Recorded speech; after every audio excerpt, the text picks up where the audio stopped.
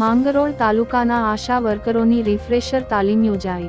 માંગરોળ તાલુકા આરોગ્ય કચેરી ખાતે ડોક્ટર પ્રજ્ઞાબેન પટેલ અને ડોક્ટર રીનાબેન પ્રજાપતિ દ્વારા માંગરોળ તાલુકાના તમામ આશાવર્કર બહેનોની 5 દિવસની તાલીમ આપવામાં આવેલ, જેમાં કુટુંબ નિયોજનની નવી પદ્ધતિ અંગે પ્રોજેક્ટર દ્વારા ખૂબ સુંદર સમજ આપવામાં આવેલ. તાલીમનું આયોજન માંગરોળ તાલુકા આરોગ્ય અધિકારી ડોક્ટર સમીર ચૌધરી, તાલુકા હેલ્થ વિઝિટર હંસાબેન ચૌધરી દ્વારા કરવામાં આવેલ.